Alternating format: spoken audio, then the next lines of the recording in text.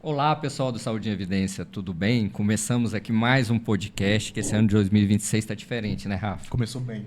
Começou Graças ótimo, a Deus. ótimo, perfeito. Tanta coisa que a gente está trazendo, né?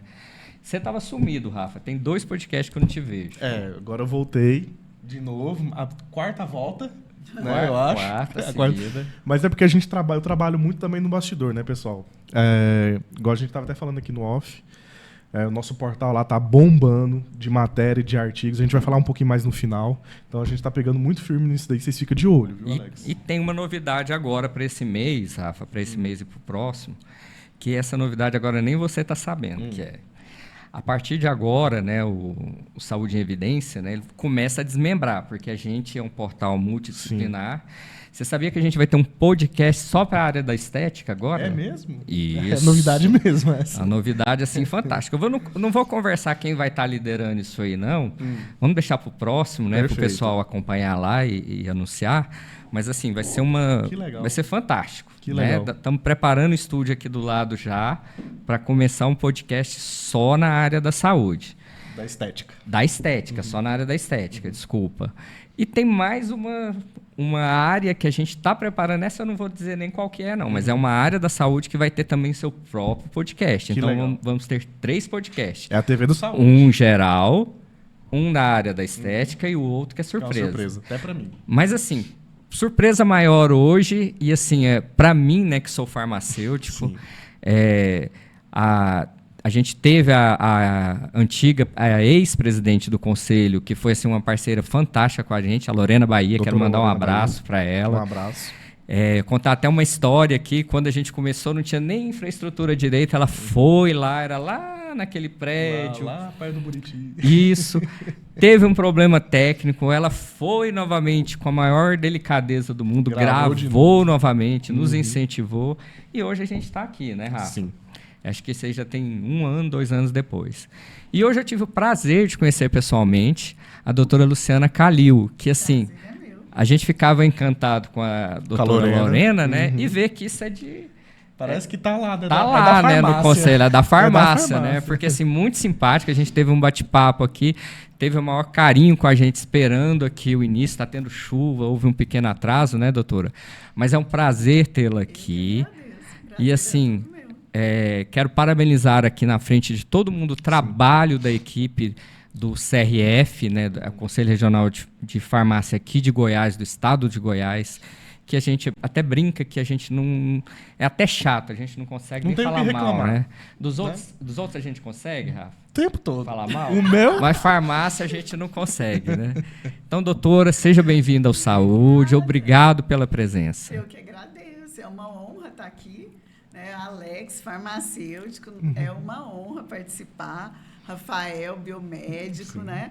Então, eu estou me sentindo em casa. Que bom. Está. Muito feliz de estar aqui com vocês. Que bom. Que bom, doutor. E fala um pouquinho da história da senhora, qual que é a sua formação,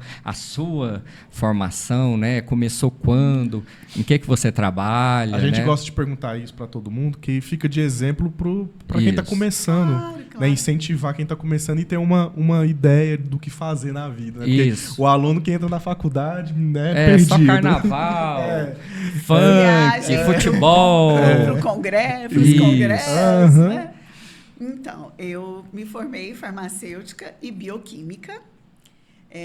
Embora eu tenha feito estágios em várias áreas diferentes, e eu brinquei aqui, né, com o Rafael, que eu fiz um estágio no laboratório de análises clínicas, porque o meu curso era farmácia e bioquímica.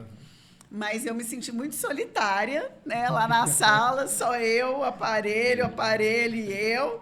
Né? E aí eu falei, não, eu preciso ir para um lugar que eu tenha pessoas, né, para conversar. Então, assim como todo recém-formado, o maior campo, né, para receber os recém-formados é nas drogarias. Então, eu comecei na drogaria, no balcão da drogaria, e falo que não tem uma escola melhor. Eu fui farmacêutica durante 1 ano e depois me tornei farmacêutica gerente. E aí eu era responsável por controle de estoque, por compras, reposição, treinamento de funcionários, pepino, de tudo. questão de repasse, de nota fiscal, de ICMS, de despesa fixa, variável. E aí eu falei, meu Deus, na farmácia, lá na faculdade, eu aprendi a ser farmacêutica, não aprendi a ser gestora, que antigamente, né, a gente tinha muito essa deficiência. E eu estudei muito, estudei com contador, com advogado, para entender repasse de nota fiscal. Hoje a gente tem institutos aí que fazem gestão de farmácia, que é maravilhoso, na minha época não tinha. Mas fui gerente durante 8 anos. Deve ter sido uma boa gerente, né? Porque eu fiquei 8 anos, caiu de paraquedas. Mas, e aí eu passei para ser assessora técnica da diretoria do CRFGO. E lá eu montei um curso que chamava Qualifarma, que preparava o recém-formado para o mercado de trabalho. Que legal. Os direitos, as obrigações perante o conselho, perante a vigilância sanitária e tal. E nesse meio tempo, eu passei no concurso para fiscal da vigilância sanitária. Foi o meu único concurso, o único concurso que eu prestei, mas eu falo que é o concurso da minha vida, que é o que eu sonhava realmente em ser. E aí eu passei, o cargo era fiscal de saúde pública, hoje é auditora fiscal de saúde pública, né? Foi renomeado o cargo. E eu tomei posse na vigilância sanitária em 2011.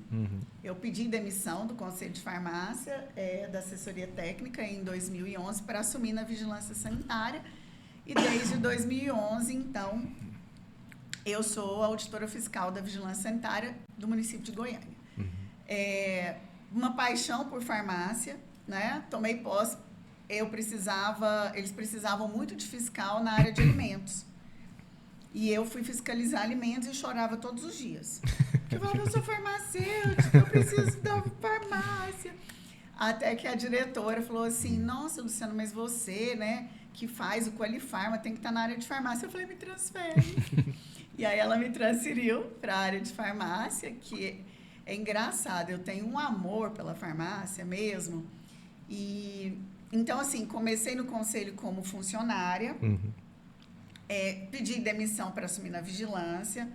Durante o meu mestrado, que foi na faculdade de medicina, eu acabei me afastando um pouco do conselho, mas o pessoal sempre indo lá. Volta, dá curso, vem ajudar nas comissões, Legal. até que vem candidatar. E eu falei, só quando eu terminar o mestrado.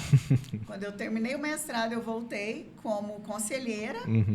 Aí depois entrei na diretoria como secretária-geral e depois já como vice-presidente. Fui vice-presidente da Lorena Bahia, né, durante os anos de mandato dela. Uma querida, uma pessoa que eu adoro de paixão, com quem eu aprendi muito, né? E agora, dia 1º de janeiro, eu tomei posse como presidente do Conselho de Farmácia do Estado de Goiás, eleita agora no final do ano de 2025.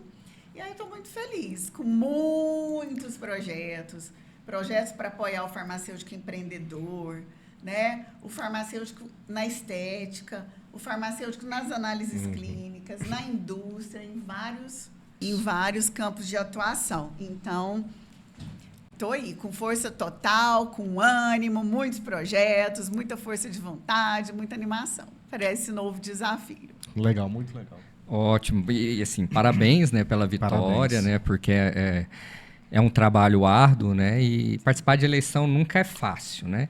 E falar em fácil, as pessoas olham, contam essa história, assim, outros participantes também contam a história. Alguns de nossos seguidores, né, a maioria até, são estudantes, pessoas que estão começando. Sim. E elas uns veem de uma forma, veem, nossa, é muito fácil. Ela está ali, hoje ela está no conselho, é uma coisa muito simples. Fez um mestrado, né? E o outro já vê, nossa, é muito difícil, eu não vou conseguir, não tenho condição. Caminho longo demais. Doutora, tem uma fórmula que a senhora pode passar, ou pelo menos um conselho para esse pessoal que está aí? Com certeza. Estudem. Eu trabalhava, meu primeiro emprego, eu ficava em pé, das 8 às 18, atrás de um balcão, na drogaria. Não tinha um lugar para encostar, mas eu já fazia a minha primeira pós-graduação, que foi em farmácia clínica. Eu terminei minha pós em farmácia, ganhava pouco. Terminei minha pós em farmácia clínica, eu fiz MBA em gestão do varejo farmacêutico, Fiz docência do ensino superior. Eu só consegui fazer mestrado quando eu tomei posse na vigilância sanitária. Porque depois, quando eu virei gerente, eu estudava muito para conseguir ser gerente, né? Acho que deu certo, que eu fiquei um bom tempo. Mas eu estudei muito para conseguir ser uma boa gerente. A farmácia, ela é um estabelecimento de saúde, mas ela precisa se manter. Claro. Ela precisa ser um negócio que se mantém e que dá lucro. Então, eu estudei muito, trabalhava, assim, a farmácia fechava às 18. Eu ficava até às 21, aí que eu ia fechar a caixa, verificar estoque, fazer lista de reposição, verificar despesas, o que eu tinha para pagar no dia, o que tinha de entrada. Então, eu sempre trabalhei muito. Quando eu fui para o Conselho de Farmácia, eu montei o Qualifarma, eu fazia 3 vezes na semana, grávida, com barrigão. Aliás, gente, tem uma coisa ótima para contar. A minha bolsa, ela estourou no meio da palestra, tá? No meio do ciclo de palestras. Eu senti uma pontada, falei, vamos no banheiro. Cheguei lá, minha bolsa. Então, minha filha quase nasceu no meio do ciclo já de dando palestra. E aí, eu dava aula 3 vezes na semana, o dia inteiro. E, geralmente, um final de semana sim, outro não. Eu viajava para dar curso no interior, para os municípios do interior, né? Do estado de Goiás, junto com o Conselho Itinerante. Na época, a gente levava palestras e os serviços do Conselho, que hoje você tem o CRF-GO em casa, você faz tudo online, mas antes a gente levava o serviço para o interior. Então, eu sempre estudei muito. Eu estou na vigilância sanitária.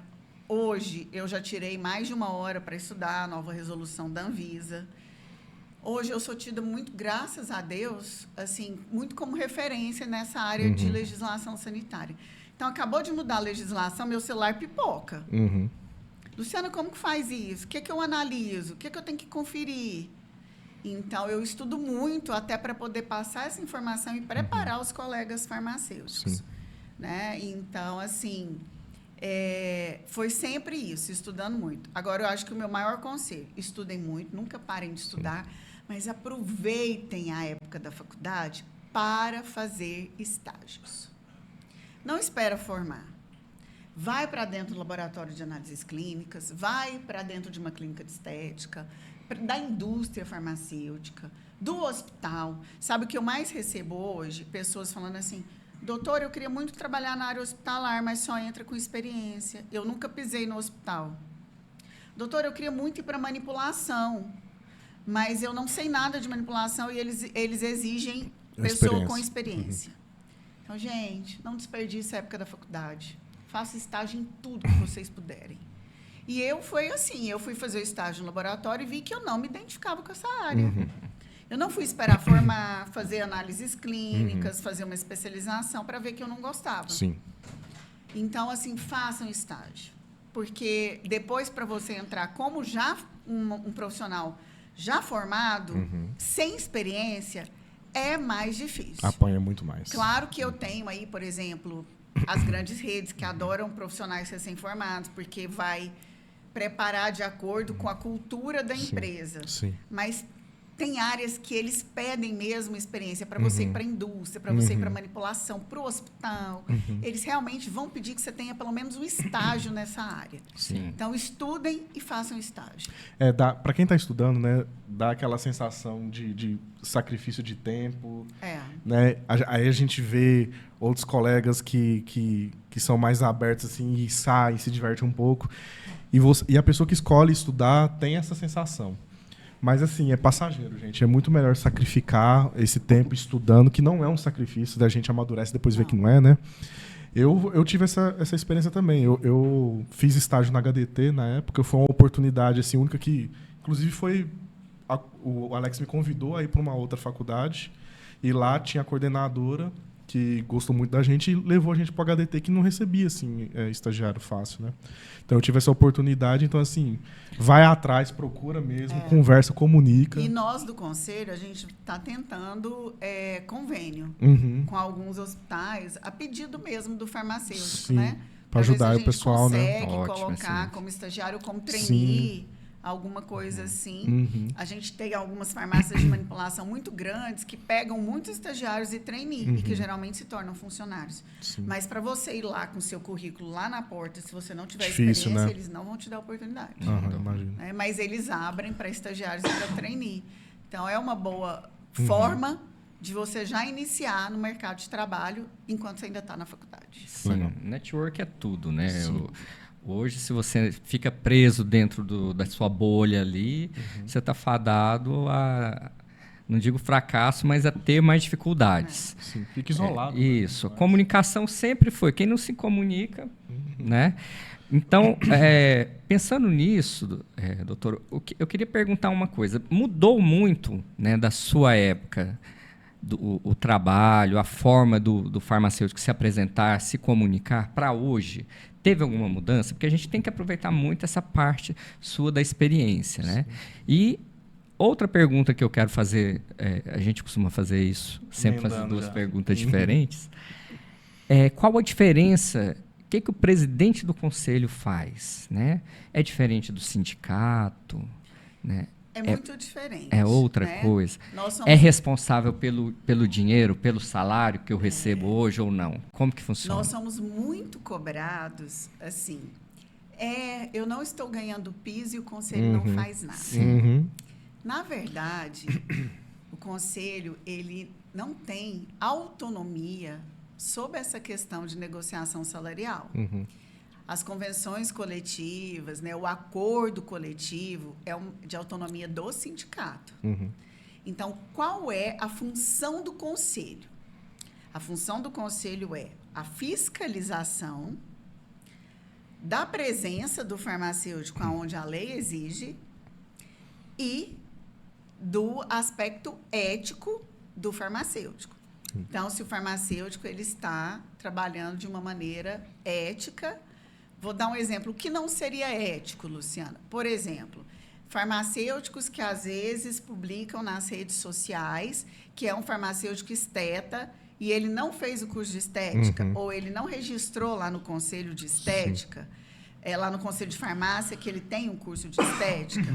Então, a gente confere essa questão. Quem trabalha em algumas áreas, na oncologia, na radiofarmácia, nas análises clínicas, né? Na estética. Ele precisa... Perfusão. Ele precisa, sim, ter uma especialização. Essa especialização ela precisa ser protocolada lá no Conselho de Farmácia. Então, para que eu tenho um registro no Conselho? Primeiro, quando você chega lá com o seu diploma e seu histórico escolar, a gente verifica se ele é real, se ele é verídico. Ah, Luciana, tem necessidade? Vocês não imaginam a quantidade de pessoas com diploma falso que chega no conselho para protocolar e trabalhar como farmacêutico. Então, a gente recebe diplomas falsos de pessoas que não fizeram faculdade e que chegam querendo atuar como farmacêutico. Então, essa é uma das atribuições. Né? A gente verifica para a pessoa estar apta, né? Ela tendo o CRF ativo, ela está apta a atuar como farmacêutico. Quando ela tem uma especialização, ela protocola. Algumas áreas de atuação, o farmacêutico hoje ele é generalista. Sim. Na minha época, era farmácia e bioquímica, ou você fazia farmácia e tinha habilitação em indústria, habilitação em alimentos, ou habilitação em análises clínicas, né? Hoje não, ele é generalista. O generalista pode atuar em várias áreas, mas como eu disse anteriormente, na homeopatia, na oncologia, na radiofarmácia, na estética, é preciso uma especialização. Protocolar no conselho, o conselho analisar, se atende à legislação e se a pessoa está habilitada. Nós também fiscalizamos e cobramos a presença do farmacêutico onde existe produção, dispensação, comercialização, manipulação de medicamentos. Então, lá a lei exige que tenha um profissional farmacêutico, transporte, logística. Então, a gente cobra a presença. Verificamos também a conduta ética do profissional, que vai a julgamento ético, caso... E nós investimos absurdamente em capacitação, qualificação, cursos, workshops, treinamentos em todas as áreas. Nós já chegamos assim a ter no conselho, no mesmo dia, cursos em 3 municípios diferentes. Aqui, no município tal, tinha curso de estética, no outro de injetáveis, no outro de gestão, no outro de legislação. A gente já chegou a fazer 5 cursos em uma semana. Que legal. Então, assim, já teve época no conselho de ter curso dia sim, dia não, dia sim, dia não, dia sim. Se você somar o número de cursos que a gente fez, dividir pelo número de dias do ano, dava curso dia sim, dia não. Nossa. Então, a gente investe muito, porque a gente acredita que quanto mais preparado o profissional estiver, mais ele tem condições de fazer parte de uma equipe multidisciplinar, de estar num ambiente onde ele pode discutir questões com outros profissionais da área da saúde, questionar, colaborar, acrescentar. Então, a gente investe muito. Mas salário, sabe o que acontece? A gente exige a carteira de trabalho ou contrato. E ele assina que está ganhando, infelizmente, um valor X, que é o piso, né? E quando você vê, ele negociou que vai ganhar menos. Gente, o conselho não tem como agir nisso. Sim. Entendi. Não tem. Ah, só que não é atribuição, vocês lavaram a mão? Não lavamos. Inclusive, esse ano, 2026, é o ano de luta de todos os conselhos, sindicatos e associações para aprovação do piso nacional do farmacêutico. Vai impactar no quê? Goiás tem um dos maiores pisos do país. Legal. Porém, tem estados que não têm sindicato atuante nem convenção coletiva há 8 anos. E que o valor do piso é o de 8 anos atrás. É 25% do que é no estado de Goiás. Absurdo. Então, o conselho, ele lava as mãos em relação ao salário? Não. A gente exige a carteira de trabalho, o contrato, para que o farmacêutico, no conselho, ele declare que ele não ganhe menos. E a gente está na luta nacional, todos juntos, pela aprovação do piso nacional. O piso nacional, ele abrange o setor privado e público. Muita reclamação é, lá no meu município, o edital saiu com um valor baixo do salário do farmacêutico. O conselho vive entrando na justiça para, por exemplo, saiu um edital errado esses dias da Secretaria Estadual de Saúde pedindo farmacêutico bioquímico. Não, a nomenclatura agora é farmacêutico generalista. A gente entrou, conseguiu corrigir o edital. A gente já entrou contra o edital de alguns municípios que o valor era muito baixo e conseguimos. Gente, nós conseguimos num município de igualar o salário do farmacêutico ao do médico. Nossa. Ao do médico. Porque estava defasado, a gente entrou na justiça, levou tudo que o farmacêutico faz e a prefeitura de lá igualou o salário. Então, a gente luta, sim, mas tem coisas que não é atribuição do conselho. Que é do sindicato. Decidir o valor do piso, né? Que muita gente a gente não tem autonomia para fazer acordo coletivo, para discutir com o sindicato patronal, para vigiar se o farmacêutico está ganhando piso. Como que eu vou fazer isso? Se ele declarou no conselho que ele ganha X e negociou abaixo, como que eu vou descobrir isso? Entendeu? Aí o pessoal fala, não, exige que seja depositado o valor, né? E o conselho confere. Gente, judicialmente eu não tenho como fazer isso. A lei não me permite. O que a lei permite, o conselho faz. Eu garanto para vocês que nós fazemos. Tudo o que é de autonomia do conselho. Mas tem coisas que nós somos cobrados que a gente não tem como. E vai continuar, né, sendo cobrado. Essa falta de entendimento que eu vejo muito aí, né? O pessoal fala, o conselho não luta. Quem tem que entender a sua profissão. E outra coisa que tem que entender é que o conselho, ele parece besteira falar isso, mas ele não luta pelo farmacêutico. Ele luta pela profissão do farmacêutico. Ele não luta ali pelo seu CPF. Ocasionalmente isso pode acontecer. Mas a defesa é da profissão, não é, doutora? Então, muitas vezes, a pessoa quer ver muito o seu direito e esquece dos deveres que tem, né? E quer ver, por exemplo, a melhora do piso, né? Que assim, a gente está lutando pelo piso, né? Ali, o piso, empresas que acham que o piso é o teto. Também, né? Tem muito tem muito essa questão. Piso não é o teto. Teria que ser o mínimo do mínimo para se começar. Mas, assim, esse entendimento ele é muito importante. A pessoa tem que entender a responsabilidade, saber que cuida da profissão e entender o que é a sua profissão, entender o que é ser farmacêutico. E a gente luta muito, sabe, Alex, para conseguir garantir campos de atuação do farmacêutico e ampliar. Quando que você imaginaria, alguns anos atrás, que existiria consultório farmacêutico? Pois é. Que o farmacêutico ele poderia atuar na ozonioterapia, na estética, na histologia, né? Então, assim, tem tanta coisa que hoje o farmacêutico... Saúde da mulher, saúde esportiva, no PrEP, no PEP, né? Tanta coisa que o farmacêutico... Gente, são 150 campos de atuação. Muita coisa. O conselho é que luta para ampliar o campo de atuação. Isso, sim, é nossa função. Mas, se você olhar atrás, o farmacêutico, o que ele fazia? Ele trabalhava onde? No alimento, na indústria, na análises clínicas, na farmácia e na drogaria. Hoje ele está na estética, ele está na ozônio, ele está na radiofarmácia, ele está na oncologia. Então, assim... e antigamente tinha manipulação. Então, assim, o campo hoje é muito vasto. Muito vasto. Né? Isso tudo é um trabalho dos conselhos. Isso, sim, também é responsabilidade nossa. Perfeito. Então, Rafa, e assim, uma coisa que a gente escuta muito como farmacêutico, doutor, é o seguinte...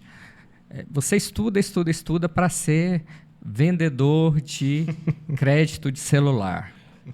Eu brinco muito com meus alunos para fugir dessa síndrome do vendedor de crédito celular.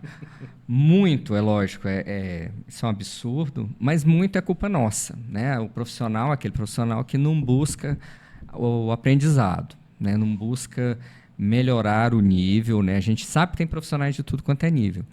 Então, você acabou de falar aqui que tanto de cursos, tanto de eventos que tem, né, no conselho, né? Por que esses profissionais que estão ali dentro sentem isso, né? A farmácia, ela está um pouco escrava dessa venda, do comércio mesmo, ou ainda tem espaço para o profissional de saúde? Então, o farmacêutico, eu sempre falo que ele precisa se especializar. Ele precisa descobrir o campo de atuação que ele se identifica e se especializar. Então, ao mesmo tempo que eu tenho um mercado mais saturado na área de farmácias e drogarias, eu tenho, por exemplo, a indústria tendo que trazer de fora profissionais para o controle de qualidade, para a área de regulação, de análise de registro. E aí, eu sempre falo, né? Não falta emprego para o farmacêutico, mas, às vezes, as vagas buscam um farmacêutico que tenha uma determinada especialização, qualificação ou experiência. Então, por exemplo, hoje eu tenho aí algumas instituições de pós-graduação que são especializadas em cursos da indústria farmacêutica, para você ser especialista e trabalhar com todas as áreas da indústria. Então, é preciso, sim. Esses dias eu recebi uma mensagem de uma pessoa: Luciana, me arruma indicação de farmacêutico oncológico. Eu estou precisando de 2 e não consigo. Então, eu vejo. Professor, aqui... Né, o pessoal me chama de professor porque eu dou muita aula e palestra. Luciana, aqui na farmácia está saturado o mercado, a oferta... Até que, sim, na lei da procura e da oferta, acaba que o salário, né? Sim. A gente não está ganhando bem, mas e as outras áreas que estão buscando... Gente, você quer me matar, você ter que buscar um farmacêutico fora de Goiás, com tanto farmacêutico aqui no estado. Mas por quê? Porque, às vezes, ele não está preparado para atuar naquela área que está buscando. Não está qualificando, né? É muito comum buscar na área hospitalar, na área oncológica, na área da indústria, sabe? Aí fala, o farmacêutico está ganhando pouco. Depende. Esses dias eu fiz uma live com um farmacêutico de um hospital, do HGG, e ele me falando que ele pegou dados, juntou dados, levou para o gestor e falou assim, olha, se a gente comprar uma impressora, eu vou economizar 30 mil cópias. O gestor, então vamos comprar. Aí depois ele convenceu o gestor a comprar um dispensário eletrônico. Que se você vê no HGG, um hospital público, parece coisa futurística, daqueles que você vê lá no Japão, lançamento no Japão, você pensa que nunca vai chegar, a gente tem no HGG. Sim. Aí eu tenho, por exemplo, uma colega farmacêutica que conseguiu fazer uma economia para o hospital de R$150 mil. Nossa. Gente, esse farmacêutico, ele é respeitado? Ele é valorizado? Com certeza. Com certeza. O gestor ama esse farmacêutico. Eu tenho colega farmacêutico, uma vez eu marquei a reunião e ele falou assim, Luciana, todos os dias às 8 da manhã eu me reúno com os médicos da UTI. Eu não posso faltar, porque eles ficam me esperando para a gente fazer uma reanálise da dosagem dos medicamentos em paciente que iniciou hemodiálise, que iniciou isso, que iniciou aquilo. Ele falou, não posso faltar, os médicos ficam me esperando. Então, Tem. as pessoas precisam estudar e se diferenciar. É. A farmácia e drogaria ruim não é. É a minha paixão. Inclusive, eu fiquei 8 anos lá. E o que você fazia, Luciana? Quando eu não era gerente, eu estudei muito para ser gerente, mas quando eu não era gerente, eu tinha um caderno que todo mundo que eu atendia, eu ligava para saber se tinha melhorado. Eu estudava as interações medicamentosas para saber orientar. Eu estudava o melhor horário de administração daquele medicamento, se era de manhã, de tarde ou de noite, se era em jejum, se não era. Eu fidelizava os clientes. Então, o papel do farmacêutico na drogaria, ele é inferior a algum? De jeito nenhum. Aliás, o farmacêutico da drogaria é o último profissional a ter contato com o paciente antes dele iniciar o tratamento, porque ele faz o diagnóstico, o médico faz a prescrição e ele vai comprar. E quantas vezes já chegou para mim uma receita assim, ó, tomar medicamento tal 2 vezes ao dia. 2 vezes ao dia é quando? É de manhã e à tarde? É de manhã e à noite? É em jejum? É de estômago cheio? E a interação? E se essa pessoa está usando... Já chegou paciente para mim, porque eu não paro de tossir, não sei o quê, comprando xarope. Aí eu vi ele comprando captopril. Um dos efeitos colaterais do captopril é a tosse. Quem viu isso fui eu no balcão da farmácia. Então, se o farmacêutico no balcão da farmácia, às vezes, não orienta o modo correto de usar, o horário, como armazena, pode ser que ele tome o medicamento e não tenha efeito. Então, talvez uma intervenção do farmacêutico no balcão da farmácia seja responsável por aquele processo todo resultar numa cura ou numa melhora ou não. Porque ele já fez o diagnóstico, ele já foi atendido, já teve uma prescrição, mas ele tomou errado o medicamento. Sim. Então, Perfeito. é maravilhoso. Mas, gente, Tem que estudar, né? pegar a caixinha lá, entregar no balcão, não precisa do farmacêutico. Isso. Qualquer um faz. Então, a gente tem que sair disso. Eu fiz essa pergunta porque, assim, o pessoal brinca, né? O pessoal que não é da área, não conhece. E eu vejo O farmacêutico só fica lá no balcão, Só né? fica lá no balcão, só no atendimento. E assim, esquece um pouco essa importância desse atendimento. Como você falou, ele é o último profissional antes do paciente usar a medicação. Além disso, ele é um dos primeiros, se não for o primeiro, que tem acesso a qualquer efeito adverso de um novo medicamento, né? Para farmacovigilância, Para relatar. isso é fantástico, né? As indústrias... Só são as indústrias que são hoje pela essa farmacovigilância. A gente tem menos problemas por isso. Até novos medicamentos a gente tem por isso. Ele é importante no controle de pandemias. E é o profissional que está em cada esquina. A gente brinca muito. Tem uma farmácia em cada esquina. A tem uma farmácia... capilaridade, né? O acesso. Gente, tem outro profissional da saúde que é mais acessível que o farmacêutico? E as farmácias estão percebendo isso. Que hoje os espaços farmacêuticos... consultório, não vou nem usar o termo consultório, mas os espaços farmacêuticos, quem quiser usar o nome que quiser, pode usar. As farmácias estão lá perto de casa, tem uma grande rede que tem um espaço farmacêutico. Eu fui lá para perguntar, eles fazem serviços interessantíssimos, né? Além da aferição de pressão, medicamento, Hoje você pode fazer exames de análises clínicas, né? Sim. Exames de análises clínicas, acompanhamento farmacoterapêutico, revisão da farmacoterapia. Gente, é tão maravilhosa a revisão da farmacoterapia que aí o paciente vai e traz todos os medicamentos que ele usa. Quando o farmacêutico vai analisar, tem medicamento repetido, tem medicamento que um médico indicou, o gastro indicou e o cardio indicou. E aí ele comprou um no nome comercial, o outro no nome do princípio ativo, ele usa o mesmo 2 vezes, não sabe que é o mesmo. Está tomando no horário errado, está tomando do jeito errado. Gente, o farmacêutico pode fazer maravilhas na farmácia e na drogaria. Maravilhas. Só que se ele ficar só para pegar a caixinha e entregar, Perde, né? E o próprio gestor da farmácia, dono de farmácia, perde. Porque é um profissional que uma das principais armas, né, que as farmácias têm hoje, preço, chegou no limite. Né? A gente vê, questão de preço chegou no limite. É o atendimento. O diferencial é o atendimento. É o atendimento. Ah, mas na grande rede tem um desconto melhor. Tem, mas às vezes o coitado do farmacêutico tem tempo nem de te atender. É isso. E é longe, às vezes não tem uma próxima. E o outro da farmácia menor, ele tem condições de sentar com você, conversar, discutir, analisar o seu tratamento, te orientar, né? Colocar o modo de usar anotado, fazer aquela planilha de que hora que eu tomo, né? A gente faz muito para idoso, né? Que tem o solzinho, assim, né? E o sol se põe à noite para ele saber qual que é qual. É muito bacana. Gente, farmacêutico pode fazer um trabalho tão fantástico em tantas áreas de atuação, nas PICs, né? Sim. Práticas integrativas e complementares, fitoterapia, homeopatia. Não, o campo de atuação é fantástico.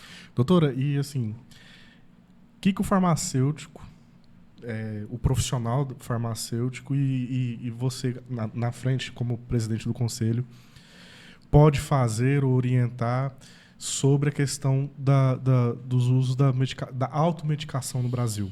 Nós, do Saúde e Evidência, recentemente colocamos um artigo sobre isso e é alarmante, né? A gente vê que está grave a situação. Vocês têm algum um plano de ação, alguma coisa para fazer em relação a isso? Como é que está funcionando? O que a gente pode fazer são várias campanhas educativas e campanhas de saúde. O que acontece?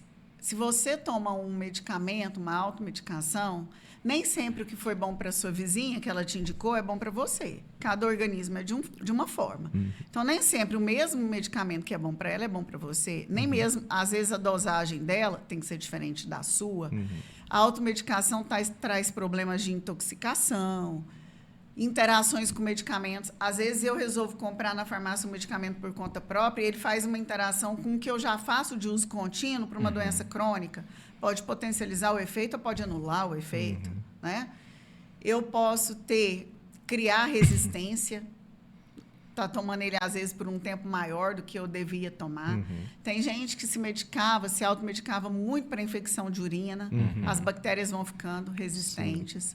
Então, os problemas da automedicação, e a gente tem uma cultura de automedicação. Tem. Muito forte no Brasil, né? Que começa ali no chá, né? A pessoa acha que um chazinho não tem importância. Tem chá que tem interações seríssimas com o medicamento que você usa. Por exemplo, um medicamento antihipertensivo, por exemplo, um medicamento para diabetes. De repente, um chá, ele tem uma interferência ali que você está prejudicando seu tratamento. Sim. Né? Então, problemas de causar... eu tenho um medicamento aí que tem um relaxante muscular e anti-inflamatório, que o pessoal sempre sente uma dor, toma. Causa uma lesão renal gravíssima. Gravíssima. E aí, quando a pessoa vai ver, ela já está com o rim funcionando 30%. Isso porque, de tanto tomar aquele medicamento, todas as vezes que sente dor por conta própria, muitas vezes sem saber que ali o anti-inflamatório você tem que tomar por um período, né? Então, a automedicação, ela traz muitos prejuízos. E aí a gente tenta, através de campanhas educativas, campanhas de saúde, orientar e alertar a população do grave risco que é. A pessoa, às vezes, nem imagina, né?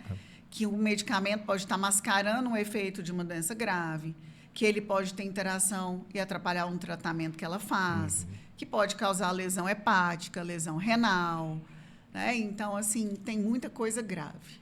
Eu já ouvi uma idosa falando que tomava anti-inflamatório para dor de cabeça. Ah, mas é muito.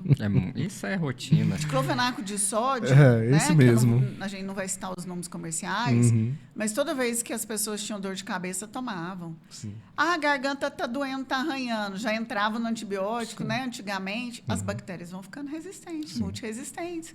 Porque, de repente, a infecção ela é viral. Ela não é bacteriana. Você não precisa do antimicrobiano. Sim. Eu provoco sempre, né? Eu falo assim, quem tem de medicamento é farmacêutico.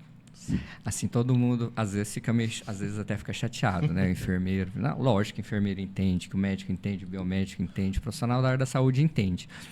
Mas a gente faz o medicamento. Né? Exatamente. Pesquisa, manipula, fabrica. E deveria ser e é a última palavra em medicamento, né? Sim. Nós hoje, em âmbito geral, nós somos escutados em relação ao medicamento. Eu digo assim, em regulação, de forma real e também na legislação, na lei. Por hoje exemplo, o farmacêutico tem peso. Na época da pandemia, uma das pessoas de maior destaque no Brasil foi o Gustavo Mendes, que é um farmacêutico. Sim. Que era responsável pelas análises, né? Lembra das vacinas? Que depois foi para o Butantan. É um farmacêutico. Então, a gente, louco, esperando, né, sair a análise e registro, essa análise foi toda feita por farmacêuticos da Anvisa. Que legal. Né, nas indústrias, alguns cargos só podem ser ocupados por farmacêuticos, no controle de qualidade, né, ser o RT da indústria, em vários ali, campos da indústria, só pode ser o farmacêutico para fazer, para ocupar ali, né? As áreas principais da indústria, elas têm que ser ocupadas por farmacêuticos, é cargo privativo. Na ponta, gente, eu sempre falo, antes de comprar um medicamento, consulte-se com o seu farmacêutico. Ele vai te falar o horário certo de tomar, as interações. Às vezes, tem um medicamento que você não pode fazer a administração com leite. Lembra aquela história, eu vou tomar um antibiótico, tem que ser com leite? Não, é de estômago cheio. Sim, mas não é com leite. De repente, por exemplo, ciprofloxacina, aquela com leite, não tem absorção, não tem efeito. Então, até lá na ponta, na hora de fazer a dispensação, porque a dispensação é o que eu falei, não é pegar a caixinha de remédio e entregar. É você entregar a medicação com todas as orientações adequadas. Perfeito. Aonde você vai armazenar? Que hora que você vai tomar? O senhor sabe para que serve? Como que toma? Como que dilui? Aqueles dispositivos respiratórios, gente, ninguém sabe como que funciona. O farmacêutico tem que ensinar lá no balcão, senão não vai, não. Porque tem uns que sopram, né? Não é soprar, é o contrário. Né? Aspirar. Então, o papel do farmacêutico, hoje, ele é indispensável em várias áreas de atuação, dentro dos hospitais. Perfeito. Eu te falo que eu tenho colegas da área hospitalar, que tem hospital que não valoriza o farmacêutico? Tem. Mas tem hospital onde tem farmacêutico para compra. Sim. Lembra, na época da pandemia, a nossa colega Donice Rassi, a farmacêutica, ela sentava todos os dias com os médicos para falar assim, está faltando esse medicamento, eu fiz uma análise do que tem no mercado, esse pode substituir esse, então esse a gente consegue comprar, esse que está na nossa lista de padronizada não tem, mas tem esse que tem como comprar, então ela era obrigada a todos os dias passar para os médicos o que faltava, o que tinha no mercado, qual que substituía qual, isso é o farmacêutico que faz. Então, assim, tem lugares que o farmacêutico ele é imprescindível, que não anda sem o farmacêutico. A manipulação, né? A indústria, a própria Anvisa, a questão de pesquisa, a questão de registro, vários locais. E eu falo, tem hospital que não tem farmacêutico, beleza. Não consegue apresentar para a vigilância sanitária todos os documentos de controle de infecção hospitalar e segurança do paciente, não consegue manter a comissão de controle de infecção hospitalar e segurança do paciente, porque quem sabe fazer POP, quem sabe fazer processos, quem sabe aplicar é o farmacêutico. Então, às vezes, está perdendo medicamento, está com medicamento vencido, a gestão de estoque está péssima, está comprando o que não precisa. Quantos e quantos colegas farmacêuticos que foram para a prefeitura e passaram a fazer milagre na farmácia básica? Não vence mais medicamento na farmácia básica, não perde mais, só compra o que a população precisa, a população do município está assistida. Perfeito. Então, gente, nós temos um papel fundamental, importantíssimo, mas é aquilo que eu falei, não pode acomodar.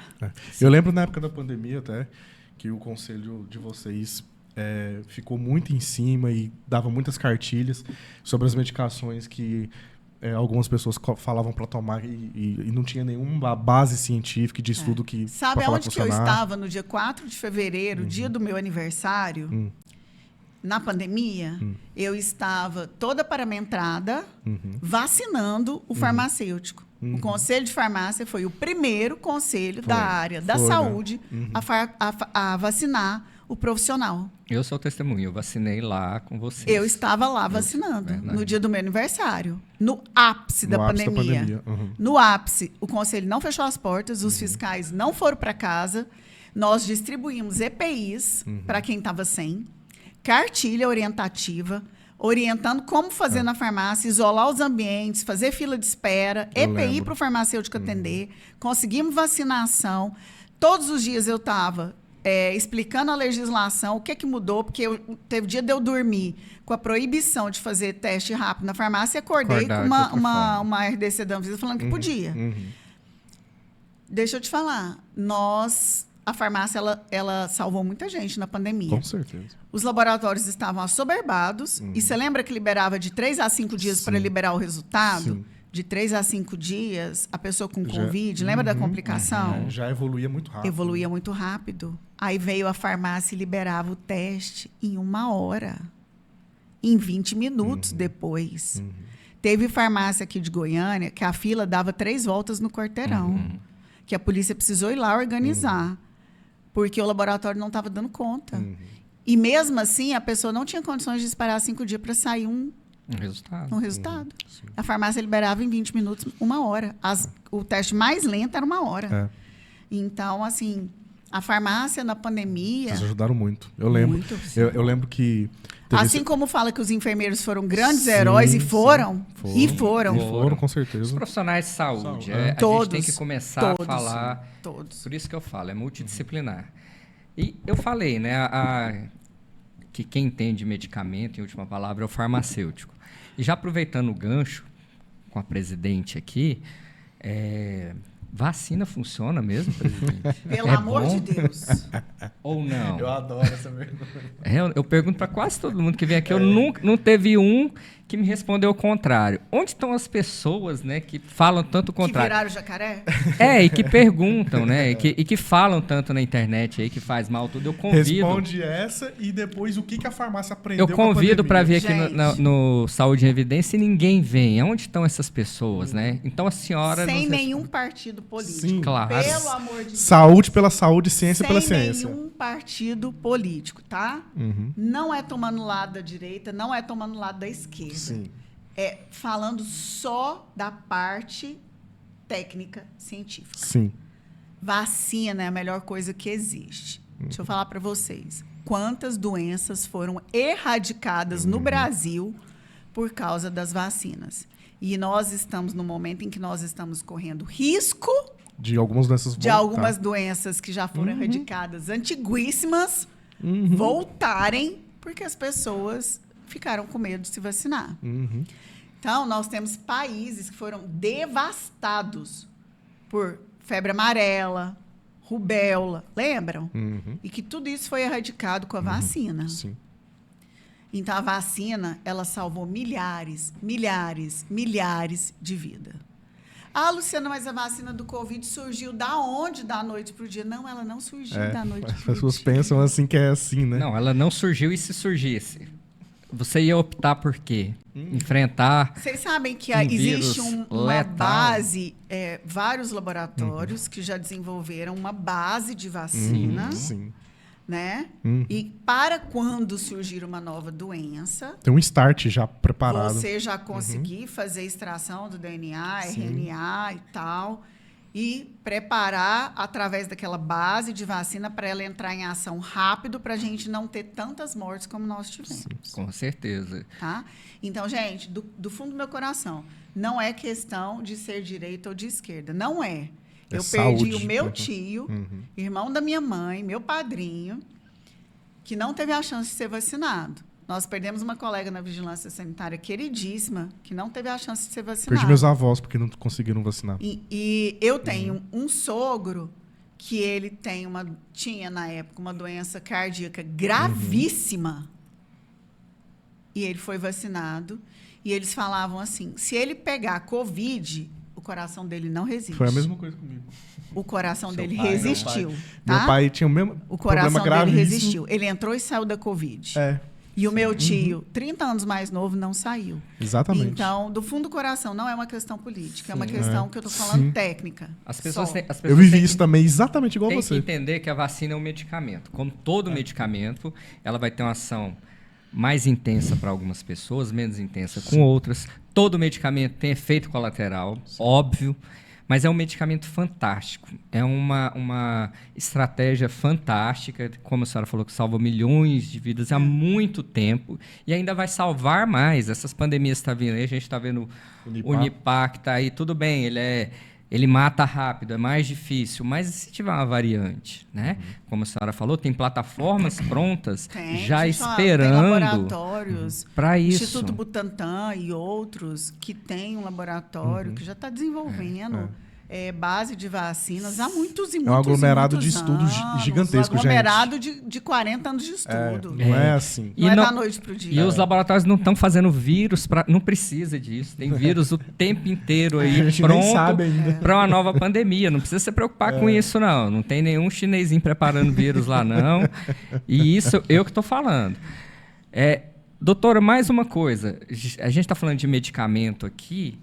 E hoje, né, a gente tem, mais uma vez, eu vi poucos farmacêuticos sendo ouvidos, né, e eu quero ouvir do conselho também, sobre os peptídeos, né, as famosas canetas emagrecedoras e outros peptídeos que estão vindo por aí no mercado. Né? A gente tem peptídeo que melhora várias partes, né, de regeneração, de tecidual.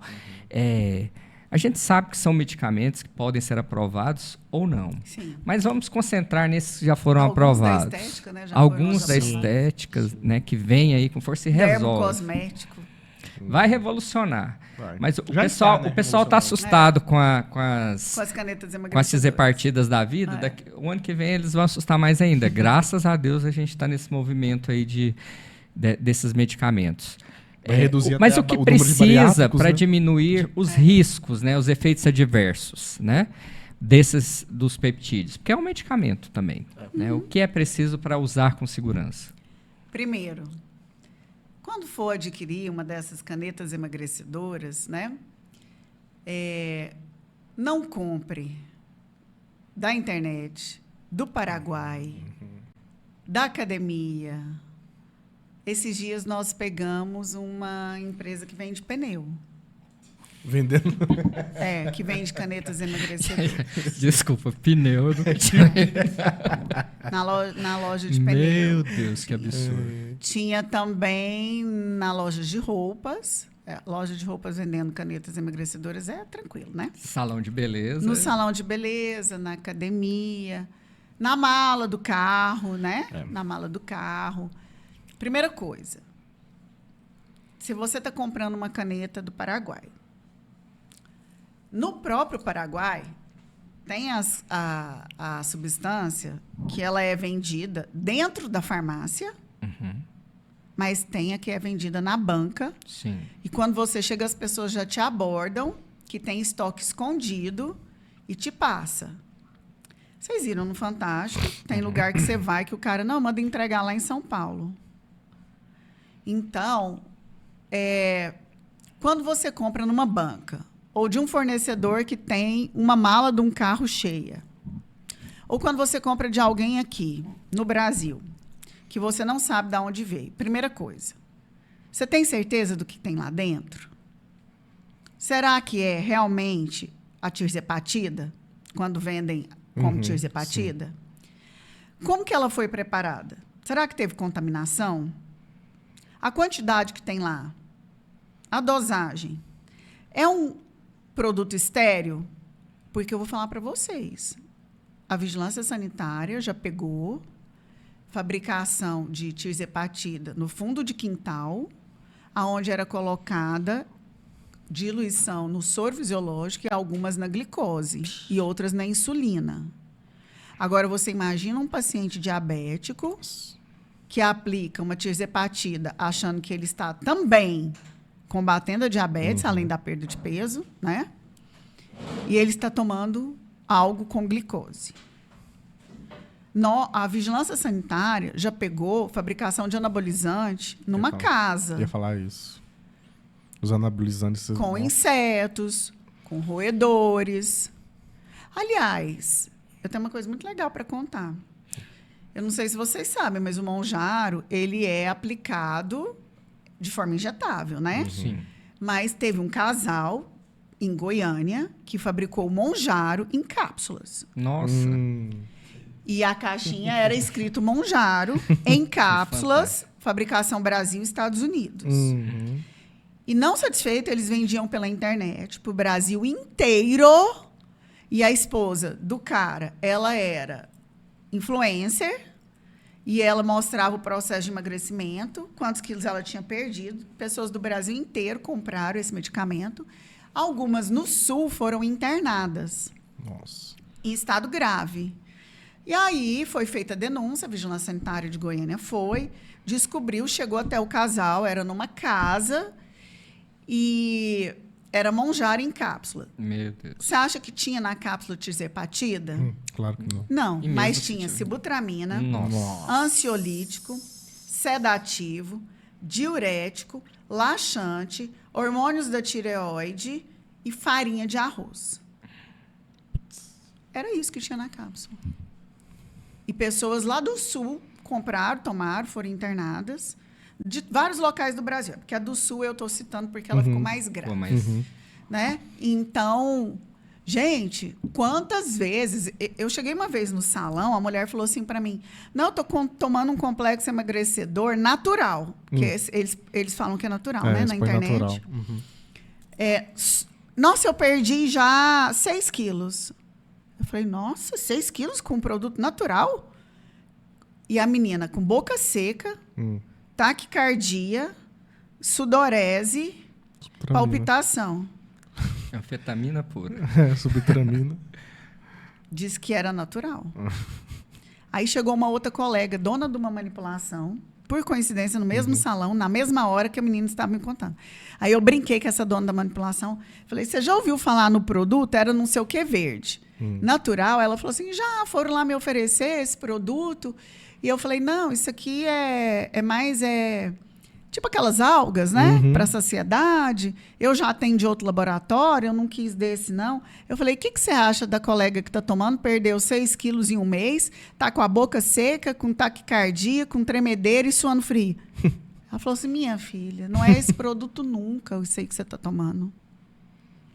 Então, gente, comprem de farmácias regularizadas. Qual que é a única garantia de você comprar um medicamento que tem procedência e que tem registro na Anvisa? É comprar na farmácia regularizada, na drogaria. Porque a drogaria, a vigilância, vai lá, inspeciona, vê condições de armazenamento, vê a nota fiscal de onde o produto veio, confere a geladeira, né, lá, o local onde o termolábio é armazenado, se está na temperatura certa. Porque esse que vem escondido, esse que vendia no pneu, ele vinha escondido do Paraguai dentro do pneu. Ele estava na temperatura adequada? Claro, Nunca, jamais. Nunca. Eu já peguei em fiscalização vacina da gripe congelada. Nossa. Ela tem que estar de 2 a 8 graus. A pessoa Refrigerada. pôs no freezer, ela congelou. Abaixo de 2 graus, ela também sofre uma alteração do mesmo jeito que você põe ela no sol. Então, se você congela o produto que tem que estar de 2 a 8 graus, que são os termolábios, ele vai estragar do mesmo jeito que você põe ele no sol. Sim. Então, pelo amor de Deus, se vocês imaginarem o que a vigilância pega Nossa, dá até medo de de imaginar. produto adulterado, de anabolizante que vende na academia, feito com contaminação, feito com base... Aí tinha um lá que compraram o anabolizante, o princípio ativo, e diluía. Diluía no soro, se tinha soro. Diluía na glicose, se tinha glicose. Diluía na insulina, se tivesse insulina. E o tanto de tirzepatida que eles aproveitam a caneta da insulina usada. Nossa Senhora. É colocar a vida em risco demais. Então, por favor. Viu que o preço está muito baixo, muito abaixo do Tá do muito mercado? barato? Pode saber. Não veio do Paraguai e não veio de lugar com procedência. Foi o da banca. Ou então do fornecedor ilícito. Isso é certeza. Isso. Né? Então, a gente está passando por um processo de adaptação da legislação para que ela seja a tirzepatida manipulada. Aí tem uma série de histórias de quebra de patente, né? A gente está aguardando as mudanças na legislação e tal. Então, muito cuidado com aquela ampolinha que você precisa diluir. A gente teve aí farmácias que vendiam como manipulada e não era manipulada, eles traziam de outros países. Inclusive, só para você ter uma ideia do nível... Gente, isso virou um caso de saúde pública. Não tem uma semana que a polícia e a vigilância não apreendem 500, 400, 2.000, 3.000 canetas emagrecedoras que não sabe de onde veio nem o que tem lá dentro. Nossa Senhora. E a gente vai ter um lançamento, né, breve, de uma que tem 3 mecanismos de ação. Mecanismo de ação triplo, né? Tem 3 GLP-1, GIP e glucagon, Ela não está liberada. Mas já tem a venda. Tem. Se vocês quiserem, tem protocolos para vender. Tem a venda, inclusive. É muito sério. Vou falar para vocês que se tornou um caso de saúde pública. Né? A polícia não está dando conta. Virou um tráfico. Assim, é muito sério. Sim. É muito sério. Vai ter muita gente sendo hospitalizada por causa disso. Luciano, e o farmacêutico? Onde ele pode atuar nisso? Né? Por exemplo, só o médico pode prescrever e para algumas pessoas que são elegíveis à medicação. Ponto. E o farmacêutico? Ele pode atuar junto com o médico na administração, na aplicação e no controle de sintomatologia, de a própria suplementação dietética que Sabe o que é uma coisa bacana? Geralmente, quando a pessoa sente mal, o primeiro lugar que ela vai é na farmácia. Sim. Cabe ali ao farmacêutico analisar se aquilo é um problema de saúde autolimitado, que pode ser tratado, por exemplo, com medicamento isento de prescrição, ou se tem algum sinal ou sintoma mais grave que ele tem que fazer um encaminhamento para o médico.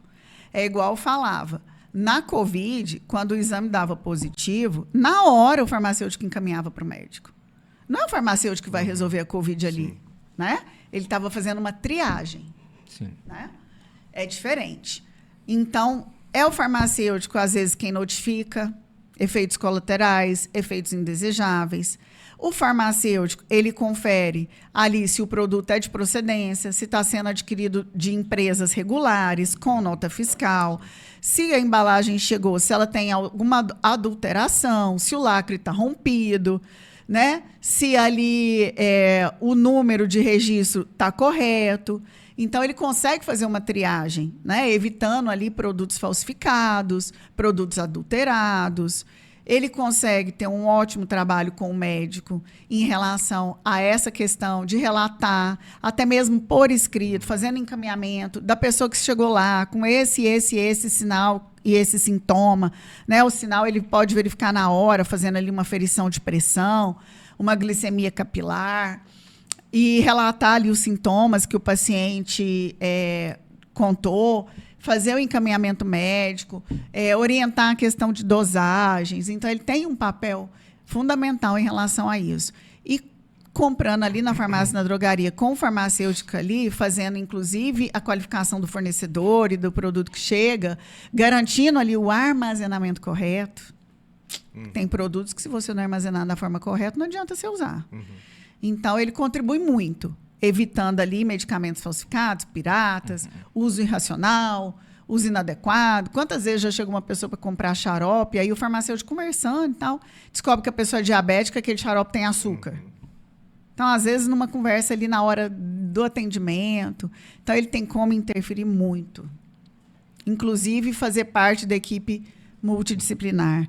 Nos hospitais, quando o paciente chega, fazer a conciliação do medicamento, quando ele vai do quarto para a UTI, da UTI para o quarto, reavaliar a dosagem, diluição, né?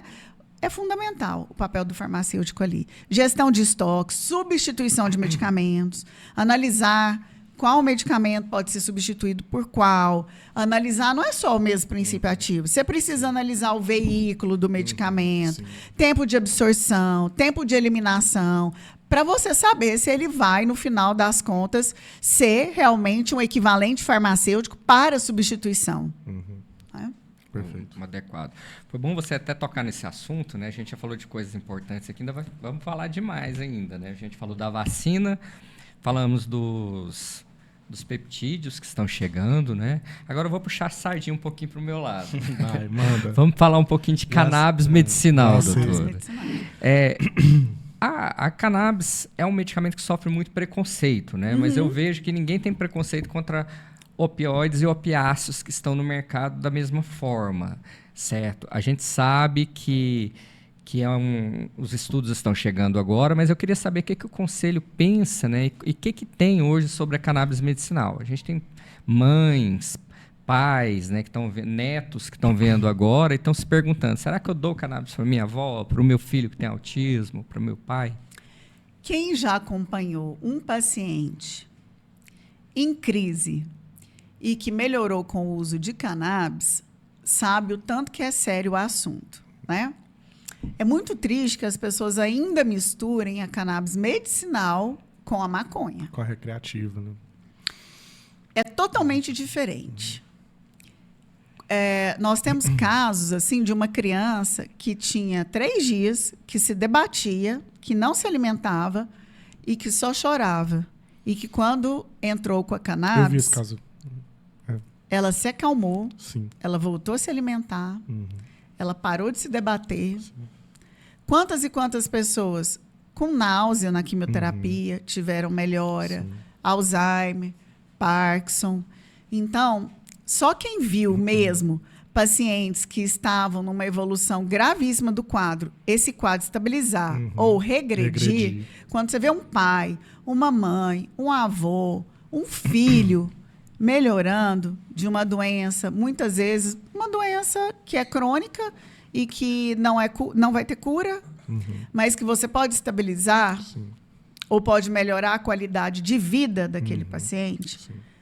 Essas pessoas que vivem isso, que têm filhos autistas, com dores, né? Essas pessoas podem dar o depoimento do quanto a cannabis medicinal tem ajudado a melhorar a qualidade de vida das pessoas. Então, é um assunto muito sério e a mesma coisa, não pode ser banalizado. Sim, né? Claro. Não pode ser banalizado. Não é simplesmente, fulano está usando cannabis, está dormindo melhor, vou usar. Não. Nada a ver. A dosagem, né? Tem que ter prescrição médica, acompanhamento de um farmacêutico. É um medicamento como qualquer, né? Aliás, é um medicamento que requer um cuidado maior ao estabelecer a dosagem, porque não vai vir uma bula falando para isso, tantas gotas. Não vai.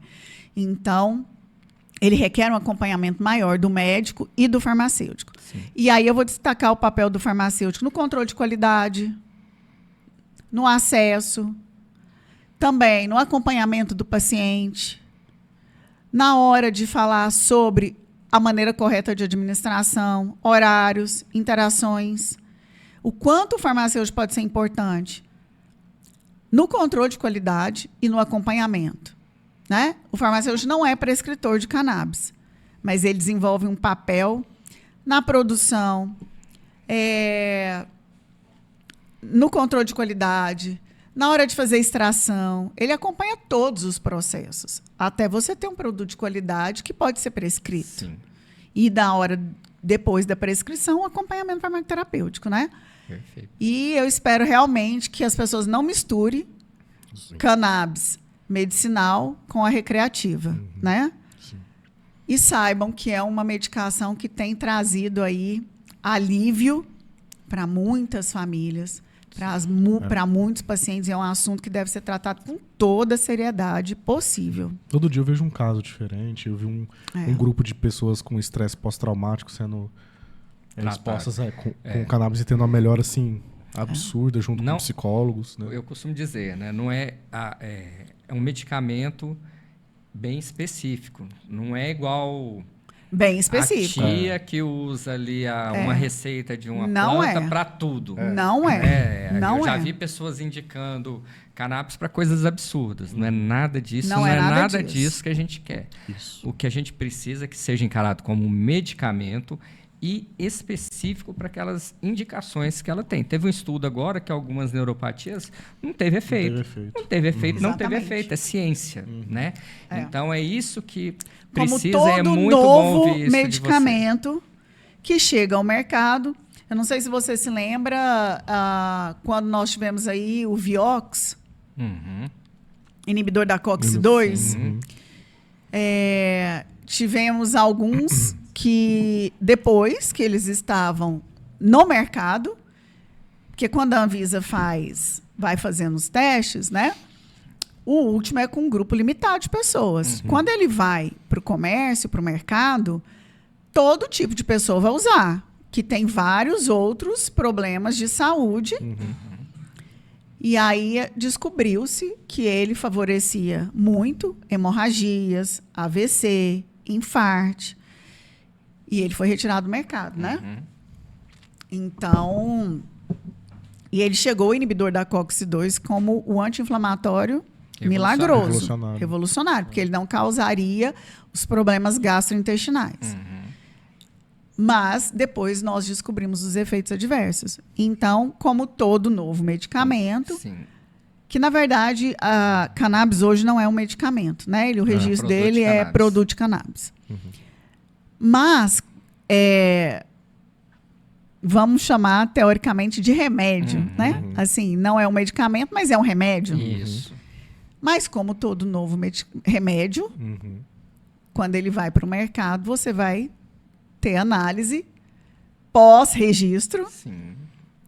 E você vai verificar aí através de estudos, de pesquisas, como né? É que ficou na população, pesquisas sérias, randomizadas. Claro. Não opinião de especialistas. Não aquela pesquisa baseada em opinião, mas em evidências. Sim. Exatamente. E aí nós vamos Em ter, evidência. né? E aí nós vamos ter, sim, vários estudos que vão apontar que produtos de cannabis, eles funcionam muito bem em determinadas patologias e não tão bem em outras. Para outras. Né? Isso. Então, esse não pode ser indicação da vizinha, nem da comadre. Com certeza. Ela toma 3 gotas, eu vou tomar? Não, de jeito nenhum. Tá aí uma fórmula que a prescrição é extremamente personalizada. Perfeito. E técnica, né? Que é o que tem que... E aí você precisa do médico e do farmacêutico. A gente está vendo evolução nesse campo, né, da liberação, dos estudos aqui no Brasil. Sim, né? Com certeza. Dia 26 ou 28 passado, teve até uma mudança na legislação aí. Sim. Teve. Excelente. Mas o que a gente quer é isso, né? Uma luz em cima do assunto, né? Porque muitas pessoas precisam, né? Como de outros medicamentos. Uma luz ali sobre os peptídeos também. A gente precisa mostrar, escancarar o conhecimento, né? Não Os peptídeos hoje, nos dermocosméticos, já está tendo um resultado muito bom, né? Sim. Claro que nós vamos ver alguns efeitos né, mais relevantes e outros menos, com o tempo. Mas a gente já tem o uso de dermocosméticos e o uso dele na estética excelente. Da liberação dos medicamentos em supermercados, para venda nos supermercados. Né? A gente sabe que o farmacêutico ele pode prescrever alguns tipos de medicamentos que seja isento de prescrição. Os MIPs, os medicamentos isentos, né? de prescrição. Mas isso não quer dizer que esses medicamentos eles sejam... isentos de efeitos colaterais. De efeitos colaterais, isentos de uma prescrição técnica, correto? Então, essa liberação para o supermercado aí é uma coisa que vai trazer benefícios para a população. Hoje nós sabemos que eu vou falar, milhares de pessoas morrem por problemas relacionados a medicamentos. Isso a gente tendo farmacêutico em cada esquina. A gente chegou a essa conclusão, todo mundo sabe, no Brasil inteiro. Essa ampliação não vai influenciar sobre essa questão? Ou não? O treinamento desses farmacêuticos que vão estar nesses lugares podem segurar um pouco? Depende de como isso vai ser liberado.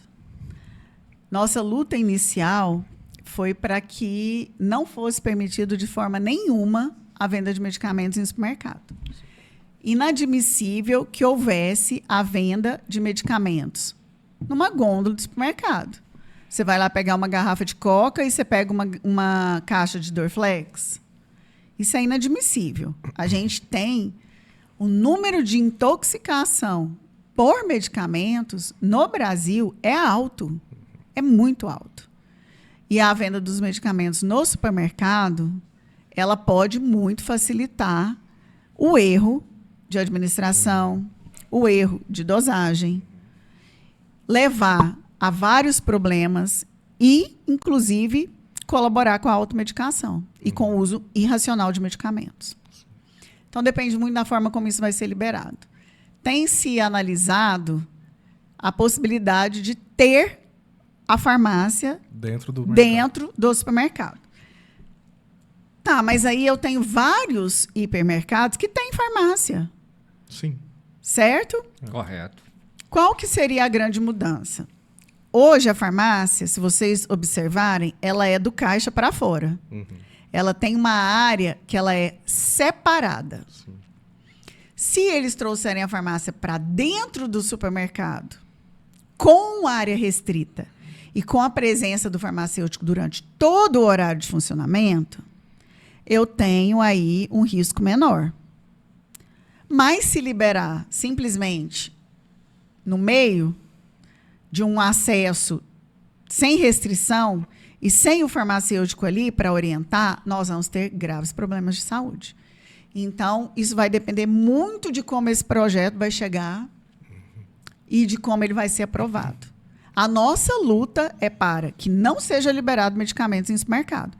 Caso seja em área restrita, com a presença do farmacêutico durante todo o horário de funcionamento. Perfeito. E o saúde e evidência, isso é coisa minha, tá, doutora? Isso não tem nada a ver com isso.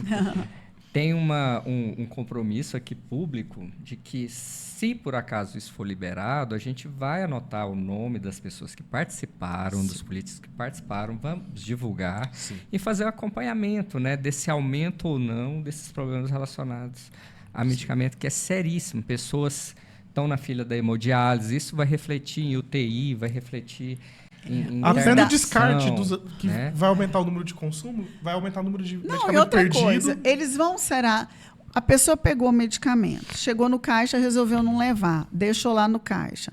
Quando você faz isso com a carne, aquela carne que ficou fora das condições corretas de armazenamento, aquela carne ali não vai ficar imprópria. Sim. Agora, você imagina uma medicação. Tá, é sério você consumir um alimento que ficou fora da geladeira? É seríssimo. Mas é muito sério também se você consumir uma medicação que deveria estar armazenada sob refrigeração e que ela perdeu ali a sua eficácia porque ela ficou exposta. Dificulta a fiscalização, será? Absurdamente. Muito, né? Absurdamente. Até por logística. Absurdamente. Para a vigilância sanitária e para os outros fiscais de conselhos e do PROCON, vai ser muito complicado. Muito complicado. Porque eu tenho um número X de fiscais, vou dar um dado. Goiânia tem 1.000 drogarias, né? 900 e poucas. Mais ou menos 1.000. Agora põe o medicamento, além das 1.000 drogarias, em todos os supermercados. Que número que vai? Ah, mas aí o fiscal, para que serve? É porque é o fiscal que está ali cobrando se o medicamento está na temperatura correta. Sim. Data de validade. Certinho. Data de validade. Né? Graças à fiscalização, é que é conferido a procedência. Claro que o profissional farmacêutico dentro da farmácia confere isso tudo. Mas porque existe uma lei sanitária também que orienta. Sim. E tem uma fiscalização que cobra. Então, quando eu falo, você comprou a caneta do Paraguai, você sabe de onde veio? A da drogaria você pode confiar, porque a drogaria ela é fiscalizada. O fiscal olha, isso aqui chegou, tem nota fiscal? A nota fiscal é da onde? O lote bate? A temperatura do freezer de termolábio, do refrigerador, da câmara fria, está adequado? Deixa eu ver o termigrômetro. Então, eu tenho um profissional farmacêutico lá dentro, que controla tudo isso, e eu tenho um fiscal farmacêutico que vai cobrar tudo isso. Né? E dentro do supermercado? Se você tira um medicamento e larga no caixa. Larga na gôndola. Não. E vai descobrir ele na gôndola depois de quanto tempo? Misturado com chiclete. E o pensamento, e é um produto caro, né? E o pensamento ali, dispenso ou reutilizo? Porque a questão financeira ali vai ser em cima por pessoas que não têm uma formação. Que não são da área da saúde. Não são da área da saúde. Tem uma coisa ali na legislação nossa que fala, não sei se isso é verdade, eu queria tirar essa dúvida aqui. Aliás, até sei, mas tem muita gente que tem dúvida. Que é a farmácia, o estabelecimento farmacêutico, tem que ter um responsável técnico. Ela tem que ter farmacêutico durante todo o horário de funcionamento. Dizem, a farmácia do pois eu ouvi falar que dizem que não é farmacêutico, que na legislação está escrito responsável técnico. Existe essa confusão? Ou tem que ser o farmacêutico? Não, existe a possibilidade no Brasil de ter uma farmácia sem farmacêutico? Não tem. Pela Lei 5991, né, que era de 73, confere para mim, 73 ou 76? A 5991. Ela falava que tinha que ter o responsável técnico, né? Sim. E aí, o responsável técnico é o farmacêutico? Ou pode ser um técnico de farmácia? Pois é. Isso mudou com a Lei 13.021 de 2014. Lá é claro. 73, né? A Lei 13.021 de 2014. Aí nós lutamos muito, viu? Lutamos muito. Nós fechamos ônibus e mais ônibus de Goiânia, porque Goiânia era o estado mais próximo de Brasília. Porque Goiás era mais próximo, né? Assim, porque veio gente de todos os estados do Brasil, mas Goiânia, por causa da proximidade com Brasília, e Goiás com DF, né? Então, nós fechamos ônibus e ônibus e ônibus de farmacêuticos e de estudantes de farmácia para manifestar e conseguimos que fosse aprovada. E aí sim, é o farmacêutico mesmo, com registro ativo. Para ser o responsável técnico. Para ser o responsável técnico durante todo o horário de funcionamento. Então, desde 2014. Aí não pode ser técnico mais. Então, perfeito. Então, nessa questão... Parece uma coisa óbvia, né? Não, era um subterfúgio que eles usavam para dizer. Eles não queriam dizer, né? Que não era o farmacêutico. Mas dava... É igual manga para interpretação dúbia. Como responsável técnico. É a importância, né, do conselho, né? Veja bem, Nossa, toda nós lutamos em jogo, demais por essa lei, mas foram anos de luta para essa lei e ela foi aprovada em 2014. Nossa, que absurdo. A Lei 3.021, que alterou a 5991 de 73. Absurdo isso. Que maravilha. Doutora Luciana, queria saber se a senhora tem mais algum assunto que escapou aqui, que a gente deixou, que a senhora queira falar. Só para dizer para o farmacêutico sempre contar com o Conselho de Farmácia. Nós estamos de portas abertas para o farmacêutico recém-formado. Temos um GT do jovem farmacêutico para receber o recém-formado, cartilha do jovem farmacêutico, guia para a área estética, para a área de legislação, para a farmácia, para a drogaria, para a distribuidora e transportadora. Está precisando de um curso, de uma capacitação numa área pontual, solicita no conselho. E tem que pagar quanto, doutor? Todos são gratuitos. Olha Inclusive, aí. nós temos hoje 3 cursos que estamos trazendo do federal. Inicia o acompanhamento à pessoa com asma, onde você tem uma parte que você faz a parte teórica online e depois a parte prática com os melhores palestrantes de referência do Brasil inteiro, que vêm para Goiás com todos os dispositivos inalatórios, com uma aula maravilhosa. E aí você vai ter todo o preparo para acompanhar o paciente com asma. E nós temos o Cuidar, nós temos o cuidado farmacêutico no SUS, nós temos o Dispensar. Então, nós temos vários cursos, que é uma parceria do Conselho Federal de Farmácia, com palestrantes renomados e referências no Brasil, e que a gente traz não só para Goiânia, mas às vezes para algumas cidades do interior, onde a gente consegue montar turma. Sim. Curso de habilitação em vacinas, né? Vacinação humana, tá? Também pelo federal, você faz uma parte teórica online e depois as aulas práticas são todas ministradas aqui. Todos gratuitos. Nossa. E ainda existe uma questão. Se você juntar a carga horária, esses cursos do federal, se você juntar a carga horária, por exemplo, de 3 cursos e ela der a carga horária de uma pós-graduação, por exemplo, em farmácia clínica, hoje a gente tem o RQE, né?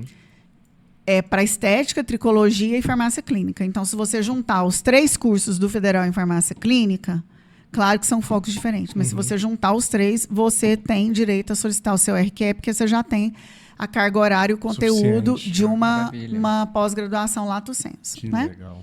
Então, conte com o conselho. Nós queremos visitar a maioria dos municípios do interior. O conselho não vai parar, não vai centralizar suas ações só em Goiânia. Nós vamos andar o estado inteiro, levando curso, capacitação. Estamos com um curso inédito, a gente vai investir muito no empreendedorismo para o farmacêutico empreendedor, na estética, para a farmácia e drogaria, e nós vamos ter curso, eu garanto, de todas as áreas de atuação. Maravilha. Pode cobrar, que vocês vão ver que todo mês vai ter uma área diferente, toda semana vai ter uma área diferente. E é para fortalecer mesmo a nossa profissão. Deu vontade de fazer farmácia. Faça, Rafa. Vamos embora, faça. vai ser muito bem-vindo, É ótimo ser Rafael. um profissional que a farmácia tem certeza que você vai se dar bem lá, que você é um excelente profissional. Obrigado. Doutora Luciana, quero agradecer muito a sua presença aqui. Quero te que dar os agradeço. parabéns mais uma vez pela vitória. Quero te dar os parabéns pela sua aproximação ali com o Conselho de Medicina e com outros conselhos também, que a gente sabe, faz Nós somos parte. na OAB, fomos, né? Uma Isso parceria é com a OAB, primordial. com o CREMEGO. Para a saúde. A saúde nenhuma profissão anda sozinha, isso é ilusão. Nenhuma profissão é melhor que a outra. Não. Elas se Pela complementam. saúde da população, a gente precisa, né? Isso. De todos os profissionais da saúde, para que a gente possa oferecer uma saúde. Isso mostra muita qualidade. maturidade, muita inteligência, né? É uma coisa que eu cobro muito, por isso que eu estou reforçando aqui. Eu sempre cobro muito eu acho que falta muito, eu senti isso muito nos hospitais que eu trabalhei, né? E quero parabenizar, inclusive, o presidente do Conselho de Medicina por ouvir, né? Um por abraço sentar ao Rafael Martinez, pelo diálogo, né? Por ter aberto. Né? Isso é fantástico, mostra a Muito bom. mesma coisa, muita maturidade, né? Muita... Sim. É muito bonito ver isso. Eu pensei que eu não ia viver para ver esse tipo de coisa, esse diálogo. Mas dar os parabéns por isso e te convidar para participar do Saúde em Evidência mais vezes. Né? A gente vai ter ser alguns um prazer. eventos e a gente precisa muito desse diálogo. Quanto mais canais sérios que mostram para a população, né? Tanto que a saúde é importante, tanto de profissionais, né? Maravilhosos que a gente já trouxe aqui, que as pessoas nem imaginavam que existia. Né? Seu primo, por exemplo, o Dr. Zacarias Calil, que é um cientista fantástico, né? Indicado até o Prêmio Nobel. A gente tem outros aí. A gente está vendo brasileiro fazendo pessoas andarem, né? Exatamente, Fantástico. As pessoas falam muito pouco sobre isso, né? Nós temos brasileiros maravilhosos na pesquisa, né? E nem estão lá fora, tá aqui dentro do Brasil, aqui dentro trabalhando. do Brasil. A pesquisa, a gente tem a própria UFG, Sim. tem alguns trabalhos, né, fantásticos, Fantástico. desenvolvidos com produtos naturais no combate de doenças. Sim. Fantásticos. A gente tem, inclusive, a doutora Lívia, Doutora né? Lívia. Que é colunista nossa, que está lá dentro. Acabou de sair um novinho, viu, pessoal, da doutora Lívia, inclusive. Isso. E agradecer você, Rafa, para estar junto aqui com a gente, obrigado, o Marcos, que agradeço. preparou ali, o Jeff, que não está aqui, e todos os nossos colunistas, né? E que vocês fiquem de olho. E que se a senhora tiver mais alguma coisa para falar para os nossos seguidores, está à Redes Quero sociais. agradecer ao Rafael, agradecer ao Alex. Como eu já disse, o conselho está de portas abertas. Vou passar meu Instagram, pode? Claro, deve. @LuaCalil. LuaCalil. Lua Calil. Eu gravo muitos vídeos quando tem alteração de legislação. Isso é ótimo. Então, eu gravo muitos vídeos explicando o que mudou na legislação. Né? Por exemplo, agora, vai vir a prescrição do enfermeiro. O que eu tenho que conferir? Quais são os dados que tem que ter? Vai vir agora uma mudança aí para prescrição eletrônica de notificações, né, de receitas A, B, B2, retinóides, talidomida. Como que vai ser? Então, a gente está fazendo várias reuniões com a Anvisa para poder esclarecer, orientar o passo a passo, como que vai ser o trabalho do farmacêutico frente a essas mudanças. Então, eu sempre gravo vídeos ali explicando passo a passo, mudou a legislação, agora é assim, assim, assim, tem que olhar o quê, tem que observar o quê. Então, assim, entregando conteúdos sempre técnicos, né? Sempre voltados a esclarecimento mesmo, dúvidas. E os eventos, da farmácia. Estão sempre publicados lá, convidando a todos. Doutora, eu falei, conversei com ela no off, falei que ia convidar no final do episódio, né? Então, por exemplo, esses conteúdos que a senhora faz, artigos, matérias, eu quero abrir as portas do Saúde e Evidência, por favor. Agradeço imensamente. A gente posta tudo com a sua revisão, todos os conteúdos, para poder fazer essa divulgação em massa que é necessária. A gente, né? Então, eu queria deixar em aberto aqui. E para os alunos da farmácia, dos outros cursos, outros profissionais também que vai assistir a gente, tá aberto Saúde, entre em contato com a gente, né, Alex? Para a gente fazer esse trabalho legal de divulgação da ciência. Parabéns pelo trabalho de vocês, né? Muito obrigado. Parabéns que começou, como você disse, a Lorena foi... com problemas técnicos. Isso. Ainda no estúdio pequeno e como vocês estão bem instalados, né? E tudo. Então, parabéns. Eu desejo que vocês cresçam cada vez mais. Continue aí divulgando, né? Todos os profissionais da área da saúde. Muitas informações aí para o bem da saúde da população. Obrigado, Perfeito. doutora. Obrigado. E livre de fake news, né, Rafa? Com certeza. Por favor. É o nosso pilar. Por favor. Por favor. Rafa, você encerra hoje, viu? Encerro. Eu comecei. Com certeza, né? Gente, eu queria agradecer mais uma vez a presença de todos, a audiência de todos. Fica de olho nas nossas redes sociais, no nosso portal. A gente acabou de citar aqui o artigo novo da doutora Lívia, tá muito legal. TikTok, Instagram, é sempre @Saúde em Evidência, tá? Para procurar a gente. As redes sociais da doutora, do Alex, a minha, vai estar tudo lá na descrição, tá? E muito obrigado pela presença de vocês. Até mais. Então, pode mandar para vocês, por exemplo, esse